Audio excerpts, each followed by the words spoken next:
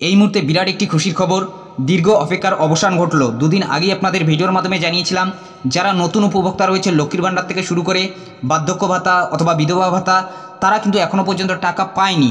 তো তাদের টাকা খুব শীঘ্রই দেওয়া হবে। এই বিষয়ে আজ মুখ্যমন্ত্রী একটি লাইভ অনুষ্ঠানের মাধ্যমে সেটি জানিয়ে দিল যে কবে থেকে তারা টাকা পাবে। তো সেই তারিখটি কিন্তু মুখ্যমন্ত্রী নিজেই ঘোষণা করে দিলেন। তো কি বলেছে আগে সেটা শুনে নিন, এরপর আপনাদের ডিটেলসে জানিয়ে দিচ্ছি। ধন্যবাদ মাননীয় মুখ্য সচিব পশ্চিমবঙ্গ সরকার স্যার। এখন এই মঞ্চ থেকে বিভিন্ন সরকারি প্রকল্পের সুবিধা সরাসরি উপভোক্তাদের হাতে তুলে দেবেন মাননীয় মুখ্যমন্ত্রী মমতা বন্দ্যোপাধ্যায় স্বয়ং। বর্তমান পশ্চিম জেলাও 1,60,000-এর মতো পরিষেবা পাচ্ছে। মানে এই মিটিং থেকে 5.5 লক্ষ লোকের কাছে ডাইরেক্ট তার টাকা ব্যাংক অ্যাকাউন্টে চলে যাবে এবং পরিষেবা পাবে। আমরা দুয়ারে সরকার করেছিলাম, আপনারা অনেকে নাম লিখিয়েছিলেন। সরাসরি মুখ্যমন্ত্রী আপনারা আমাকে অনেকে লিখেছিলেন। আপনারা কি ভাবছেন এগুলো আমরা নজর রাখি না? নজর রাখি। যারা দুয়ারে সরকারে আবেদন করেছিলেন এবং সরাসরি মুখ্যমন্ত্রীকে আবেদন করেছিলেন, তাদের মধ্যে থেকে আগামী 1 ফেব্রুয়ারি থেকে 6টি প্রকল্পে আরো বিপুল সংখ্যক মানুষকে আমরা যুক্ত করছি। লক্ষ্মীর ভাণ্ডার, যারা দুয়ারে সরকার সরাসরি মুখ্যমন্ত্রীকে বলেছিলেন 13 লক্ষ মহিলা আবার লক্ষ্মীর ভাণ্ডার পাবেন নতুন করে 1 ফেব্রুয়ারি থেকে, যারা এখনো পাচ্ছেন না।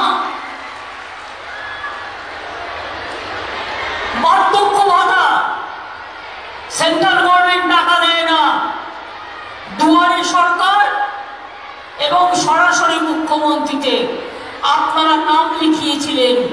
মনে রাখবেন, আমরা সেখান থেকে 9 লক্ষ মানুষকে বার্ধক্য ভাতা আমরা আজকে রাজ্য জুড়ে 1 ফেব্রুয়ারি থেকে তারা টাকা পাবে, আমরা বার্ধক্য ভাতা দিচ্ছি।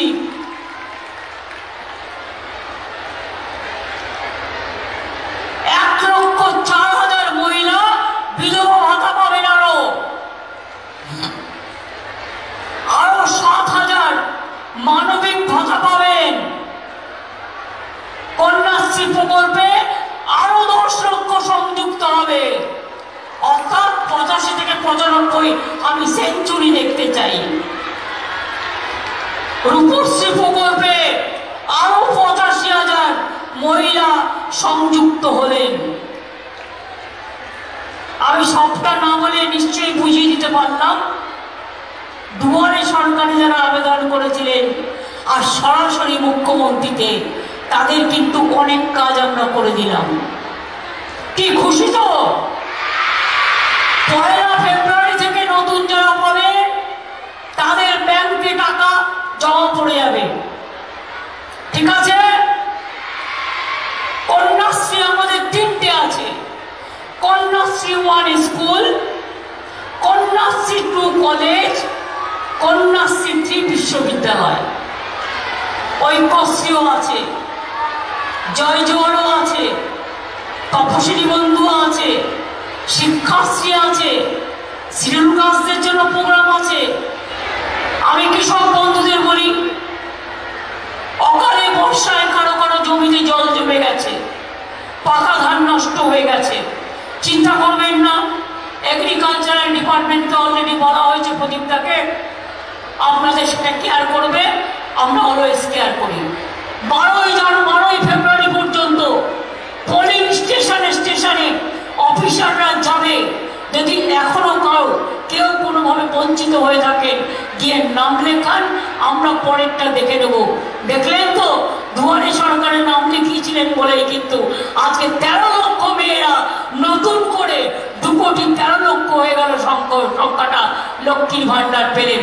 আর এই লক্ষ্মীর ভাণ্ডার চলবে, বার্ধক্য ভাতা হিসেবেও কাজ করবে।